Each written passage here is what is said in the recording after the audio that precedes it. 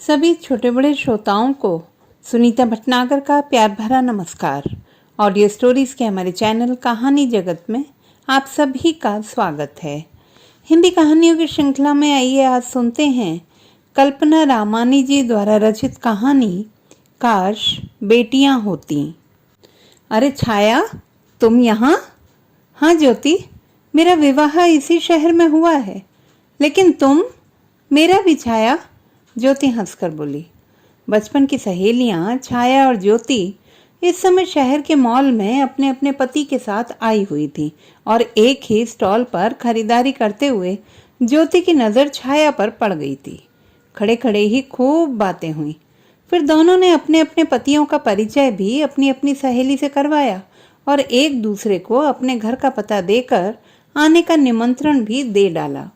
यह शायद इत्तेफाक ही था कि एक ही शहर के स्कूल कॉलेज में एक साथ पढ़ने वाली इन दो सहेलियों का विवाह भी निकट के एक ही शहर में हुआ था।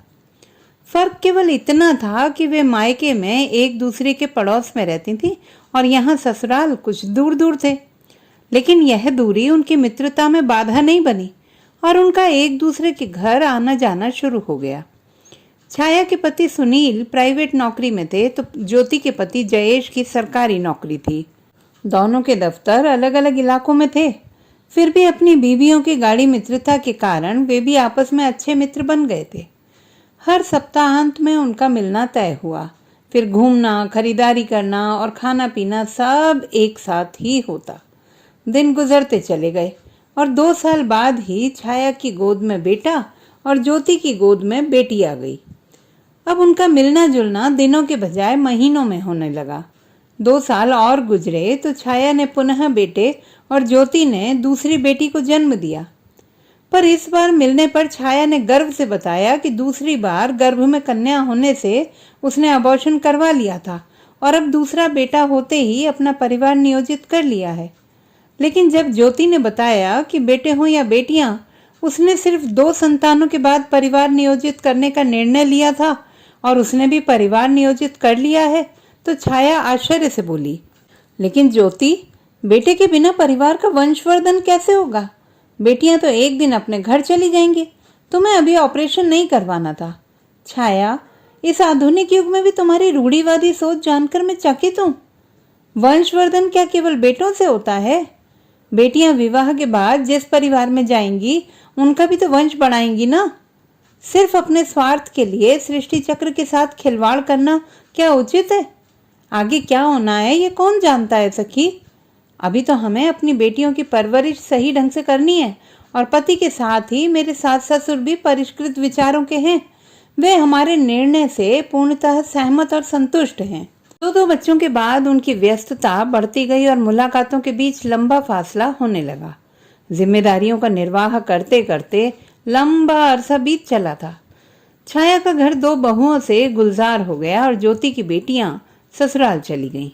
दोनों सहेलियों के सास ससुर तो रहे नहीं, लेकिन साल दर साल पोते पोतियों के आगमन से छाया के परिवार में वृद्धि होने के कारण उसका ज्योति के यहाँ आना जाना कम हो गया। ज्योति को अब सूनापन काटने दौड़ता था। वो एक तरफा ही अपना मन हल्का करने छाया के पास जयेश के साथ आ जाती थी।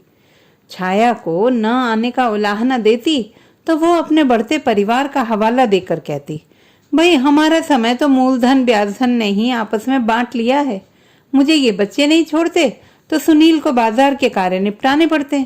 बेटों की नई और प्राइवेट कंपनियों में नौकरी होने से उन्हें छोटे मोटे कार्यों के लिए समय ही नहीं मिलता।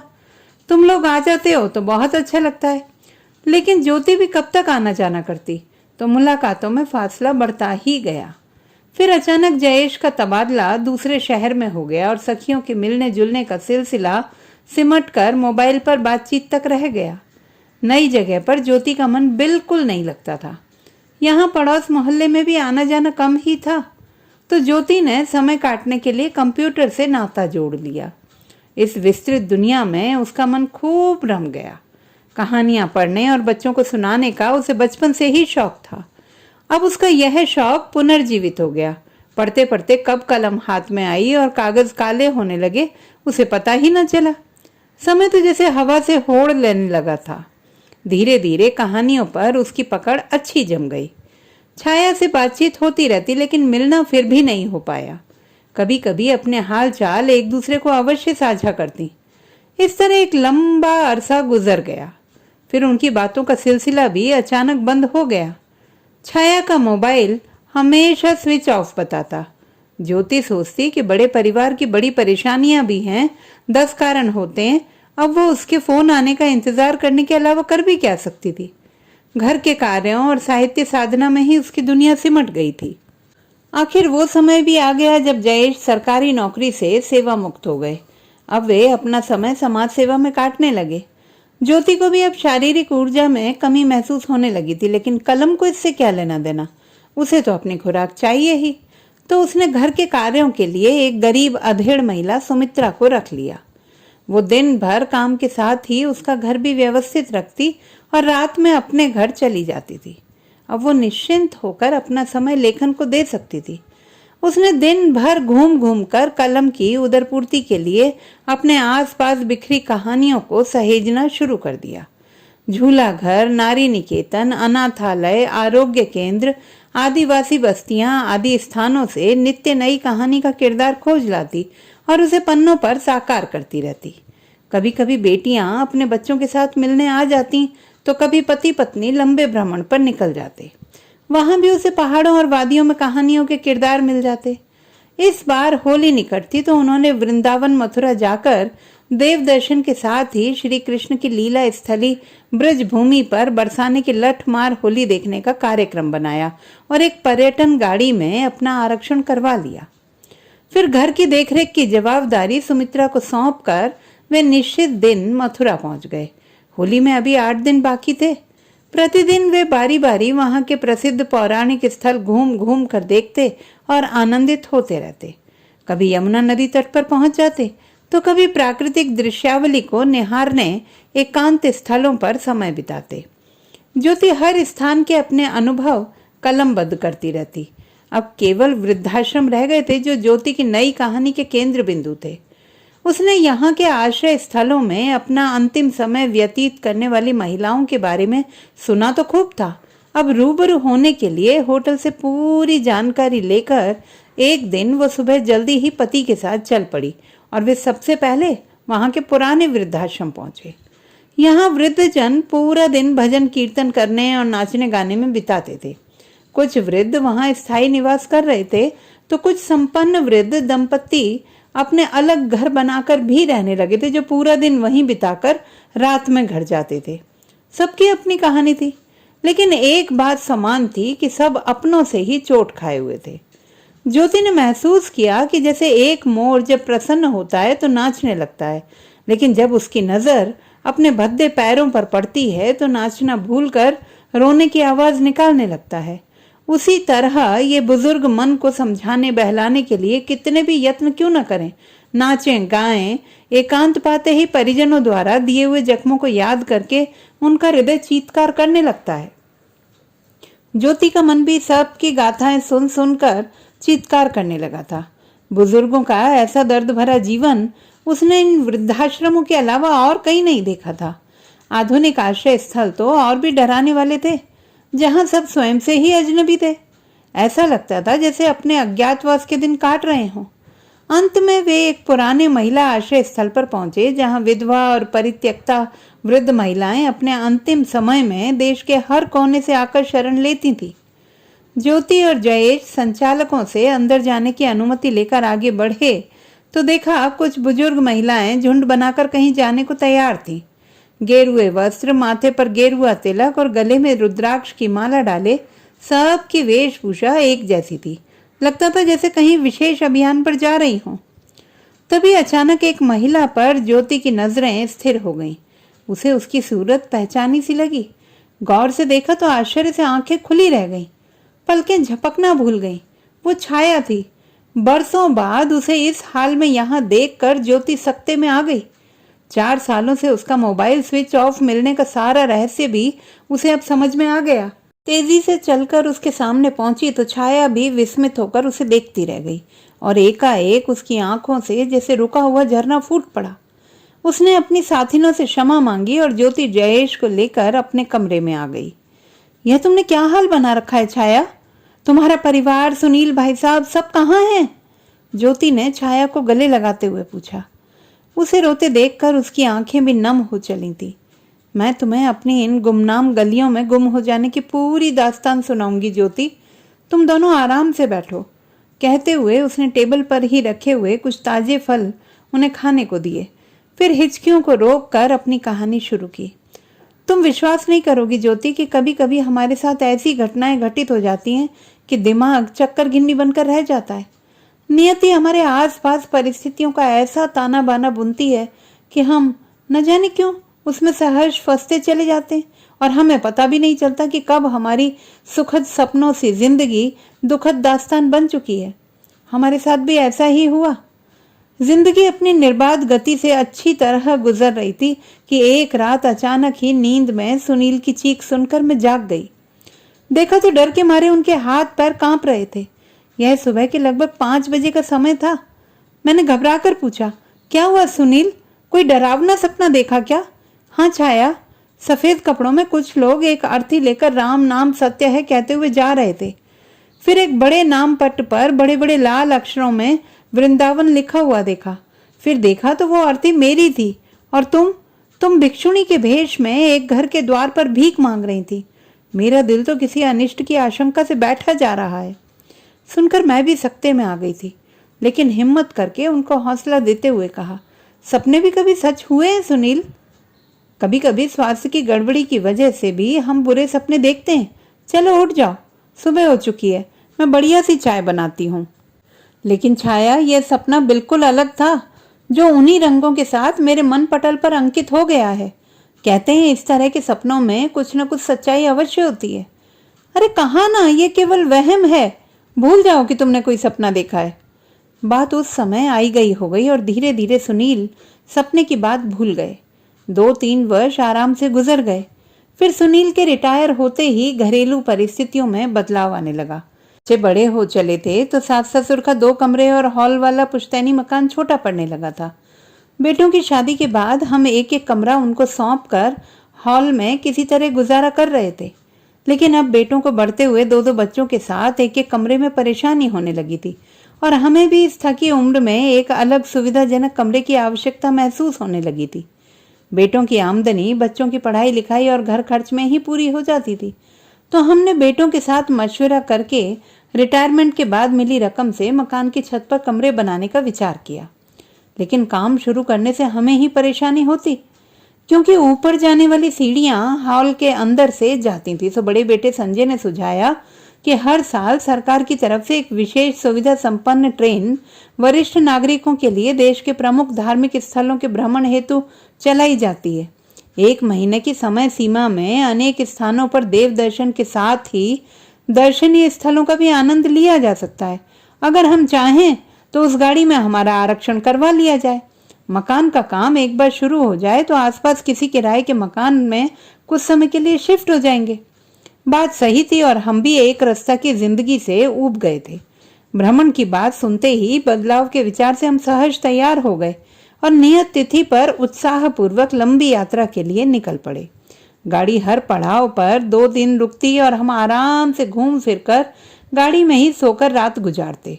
गाड़ी का अंतिम पड़ाव यही वृंदावन था। बेटों से प्रतिदिन मोबाइल पर बातचीत होती रहती थी। काम शुरू हो चुका था, लेकिन किराए का मकान सुविधाजनक न होने से बड़े बेटे संजय ने हमें कुछ समय यहीं विश्राम करने की बात कही और कहा कि यहाँ हम किसी होटल में ठहर जाएं। वो कल ही यात्री बस से वहां पहुंच जाएगा, फिर हमारे रहने की व्यवस्था पर विचार करेंगे। बात ठीक ही थी, तो हमने कुछ समय की बात सोचकर सहमति दे दी। अगले दिन देर रात को वो हमारे पास पहुंचा। सुबह होते ही वो होटल से निकल गया और हमारे रहने के लिए एक सरकारी वृद्धाश्रम में फॉर्म भरकर आया। उसके कथनानुसार रहने के अन्य आवास कुछ सुविधाजनक नहीं थे तो कुछ बहुत महंगे थे। प्राइवेट वृद्धाश्रम में भी लाखों रुपए अग्रिम देने के बाद ही प्रवेश मिलता था। हमारे पास और कोई चारा भी न था। सब्र के साथ मन पर पत्थर रखकर हम वहां पहुंच गए और बेटा हमें अपना ध्यान रखने की बात कहकर वापस चला गया। कुछ दिनों के बाद ही वहां की अव्यवस्थाओं से परिचित होते चले गए। वृद्धाश्रम के कठोर अनुशासन में हमारा दम घुटने लगा था। सुनील कुछ अस्वस्थ महसूस करने लगे थे। घर और बच्चों की याद अलग से सता रही थी, लेकिन पूछने पर बेटों को अपनी तकलीफ कभी नहीं बताई। हमेशा यहाँ सब अच्छा होने की ही बात कही। हमें खर्च के लिए पेंशन का पैसा मिलता ही था, इसलिए हम समय काटने के लिए भोजन के बाद दिन भर घूमने निकल जाते, फिर शाम तक लौट आते। दिन गुजरते रहे और इस तरह 6 महीने निकल गए। बेटों से फोन पर बात होती रहती थी। संजय ने बताया कि मकान का काम पूरा हो चुका है, बस रंग रोगन होते ही वो हमें लेने आ जाएगा। हम बेसब्री से इंतजार करने लगे। तभी अचानक एक दिन सुनील सुबह उठे तो उनके चेहरे का रंग उड़ा हुआ था। डर की छाया स्पष्ट झलक रही थी। पूछने पर उसने वही मनहूस सपना पुनः देखने की बात बताई और कहा, जरूर कुछ अशुभ होने वाला है। सुनकर मेरा मन भी कुशंकाओं के भंवर में डूबने उतराने लगा था, लेकिन सुनील को मैं कमजोर होते नहीं देखना चाहती थी। अतः मैंने हंसते हुए उनको यह वहम मन से निकाल देने के लिए कहा और बताया, रात में ही संजय का फोन आया था कि वो कल यहाँ पहुंच रहा है। फिर भी सुनील का मन किसी अनहोनी की आशंका से किसी बात में नहीं लग रहा था। जैसे तैसे वो दिन गुजरा और दूसरे दिन संजय यहाँ पहुंच गया। उसे देखकर मेरी भी जान में जान आई। उसने हमारा हालचाल पूछा और यह भी कि हमें यहाँ कोई परेशानी तो नहीं, लेकिन लंबी चौड़ी चर्चा के दौरान उसने हमारी वापसी की बात ही नहीं छेड़ी। मुझे लग रहा था कि वो कुछ ऐसा कहना चाहता है जो कह नहीं पा रहा। आखिर मैंने ही पूछा, बेटा वापसी के लिए कौन सी गाड़ी का आरक्षण है और यहाँ से कब निकलना है? सुनते ही उसका मुंह लटक गया और सिर झुकाकर मरी सी आवाज में बोलना शुरू किया। बात दरअसल यह है माँ कि आपकी दोनों बहुएं आपस में लड़ झगड़ कर अलग हो गई हैं और छोटे ने ऊपर वाले मकान में अपनी गृहस्थी जमा ली है। अब हमारे हाथ में कुछ पैसा भी नहीं बचा कि एक कमरा और बांध सकें। ऊपर नीचे तो 2-2 कमरे हैं ही। समझ में नहीं आता कि आपकी व्यवस्था कहाँ की जाए। अगर आप यहीं रहें तो हम आपको कोई परेशानी नहीं होने देंगे और मिलने के लिए आते जाते रहेंगे। मैं कुछ बोलती उससे पहले ही सुनील उसका आशय समझकर चीख पड़े, चले जाओ यहाँ से। तुम्हें हमारे लिए चिंतित होने की कोई आवश्यकता नहीं है और फिर कभी अपनी मनहूस शक्ल हमें मत दिखाना। मुझे तो जैसे काठ मार गया था। जुबान ही साथ नहीं दे रही थी कि कुछ कह सकूं। और संजय सिर झुकाकर तुरंत वहां से उठकर चला गया। उसी रात सुनील को दिल का दौरा पड़ा। मेरी चीख पुकार सुनकर वृद्धाश्रम के सब लोग एकत्र हो गए और उन्हें तुरंत चिकित्सालय ले जाया गया। गहन चिकित्सा कक्ष में इलाज शुरू हुआ और 2 दिन बाद उन्होंने आंखें खोली। कहते कहते छाया का कंठ अवरुद्ध होने लगा। आंखों से अविरल धार बहने लगी थी। ज्योति ने उसे पानी पिलाकर सहारा देकर पलंग पर लिटा दिया और आराम करने की बात कही। कुछ देर बाद सामान्य होकर उसने फिर कहना शुरू किया, अब मैं सब कुछ भूल कर दिन रात उनकी सेवा में जुट गई थी। उन्हें अधिक बोलना मना था। उनका देखा हुआ सपना अब मुझे भी विचलित करने लगा था। फिर भी डर को अपने ऊपर हावी होने न देकर मैं हिम्मत से परिस्थिति का सामना कर रही थी। धीरे धीरे सुनील कुछ स्वस्थ हुए तो एक दिन मुझे अपने पास बिठाकर बोले, छाया, मुझे लगता है मेरा अंतकाल निकट है। एक बात तुमसे कहना चाहता हूँ। मेरे बाद तुम खुद को कभी कमजोर ना होने देना। मेरी मृत्यु की खबर भी मेरे बेटों तक ना पहुंचे। मेरा क्रियाकर्म भी इसी देवभूमि पर हो और तुम भी कभी किसी भी विपरीत स्थिति में वहां वापस जाने की बात भी ना सोचना। स्वयं को मजबूत रखते हुए यहीं पर अपने जीवन के शेष दिन बिता देना। तुम्हें वादा करना होगा कि मेरी यह अंतिम इच्छा अवश्य पूरी करोगी। मेरी पेंशन तुम्हें मिलती रहे, इसकी व्यवस्था मैं पहले ही कर चुका हूं। कहते हुए वे बच्चों जैसे फफक कर रो पड़े। मेरा दिल स्वयं हाहाकार कर रहा था, पर सुनील की जिंदगी के लिए अपने मन के भाव चेहरे पर नहीं आने देकर उनको आश्वस्त कर रही थी कि वे शीघ्र ठीक हो जाएंगे। हम दोनों मिलकर यहाँ जिंदगी गुजार लेंगे। शीघ्र ही उन्होंने वृद्धाश्रम के संचालकों की सहायता से हम दोनों के मोबाइल नंबर भी बदलवाकर बेटों से हमेशा के लिए संपर्क काट दिया। उसके लगभग 2 माह बाद ही उन्हें दूसरा दौरा पड़ा और सब कुछ खत्म हो गया। मुझे उनकी अंतिम इच्छा पूरी करनी ही थी, तो सबके समझाने के बावजूद बेटों को खबर नहीं की। पर मेरा मन अब उनके बिना उस आश्रम में नहीं लगा। तुम ही बताओ सखी, वहां रहना अब कैसे संभव होता? मैंने संचालकों से किसी अन्य आश्रय स्थल पर भेजने की विनती की। इस तरह मैं इस निराश्रित और विधवा महिलाओं के आश्रम में पहुंच गई। मैं तुम्हें कभी नहीं भूली ज्योति। बीते दिनों की बातें और यादें पल पल सताती रहती। सोचा करती थी कि शायद बेटी को गर्भ मृत्यु देने का दंड ही हमें मिला है। मूलधन ब्याज धन के गणित में उलझकर हमने अपना जीवन धन ही दांव पर लगा दिया। काश हमारी भी बेटियां होती तो ये दिन न देखने पड़ते। खैर, सुनील का वो खौफनाक सपना आश्चर्यजनक रूप से सच हो गया था। जब तुम यहाँ आई तो मैं अपनी साथिनों के साथ भिक्षाटन के लिए ही जा रही थी। हम सब आर्थिक अभाव ना होते हुए भी शरीर के अंगों को सक्रिय रखने के लिए ही प्रतिदिन घर घर जाकर भिक्षा मांगती हैं और मिले हुए पैसों से अभावग्रस्त महिलाओं की सहायता करती हैं। बस ज्योति, यही मेरी कहानी है। मैं अपनी कथा सुनाने के चक्कर में तुमसे पूछना ही भूल गई कि तुम लोग कैसे अपना समय काट रहे हो। हमारी कथा सीधी सी है सखी। बेटियों के ससुराल जाने के बाद मैंने कलम का और जयेश ने समाज सेवा का सहारा लिया। यहाँ भी मैं कहानी की खोज में ही आई थी तो तुमसे मुलाकात हो गई। अब इतना दर्द मेरी कलम किस तरह कागज पर उतारेगी? क्या लिखते हुए ये हाथ नहीं कांपेंगे? तो तुम अब लेखिका बन गई हो ज्योति। मेरी कहानी तुम जरूर लिखना। साथ ही मेरा यह संदेश भी समस्त माँ बहनों को पहुंचाना कि वंश बढ़ाने की चाह में बेटों के मोह में पड़कर बेटियां यानी कि अपने ही अंश को गर्भ में खत्म करके कुदरत को कुपित करने की भूल कभी ना करें। तो दोस्तों, ये थी हमारी आज की कहानी। आपको कैसी लगी कमेंट बॉक्स में लिखना ना भूलें।